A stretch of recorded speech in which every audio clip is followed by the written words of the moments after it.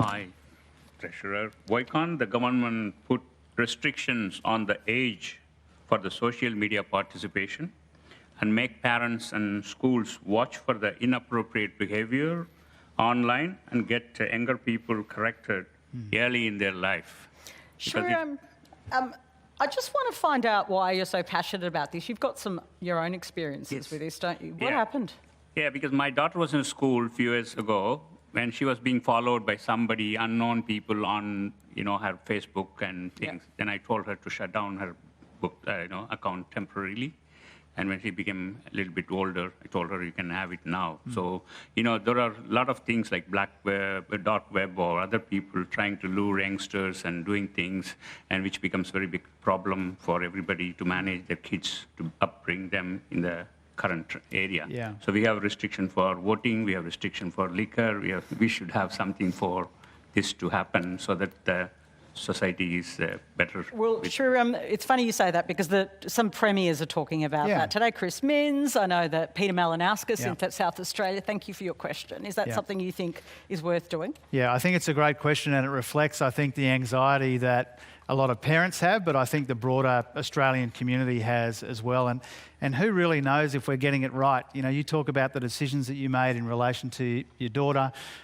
Patricia probably has similar kinds of things. No, I'm not anxious about it at all. Are you anxious about it? Of course. Of course. And who knows if you get it right. But I think in answer to the policy part of your question, obviously we're following very closely what the Premier of South Australia has been saying. We've increased funding for the E-Safety Commissioner, which is part of the story. We're also trialling right now, and there was money in the budget for this, new ways to kind of verify people's age online as well. Obviously, you don't want very little kids on social media, and we need to work out the best way as a society and as a government that we make that workable. What do you think social media is doing to us? Does it it's completely messed us up, hasn't it? It's pretty messy. It's messy. It's messy, yeah. And, there's a lot of upside, but there's a lot of downside too. And, for those of us who don't really have a choice, we have to be on there. Professionally, but for young people? For young people, it's Do you think there should be a minimum age? I personally do, but we've got to work out the best way to do that. There are already some age restrictions and when you sign up and all of those sorts of things, but one of the reasons why we're investing so heavily in the E-Safety Commissioner, one of the reasons why we've got these trials is to try and work out the best way to do it.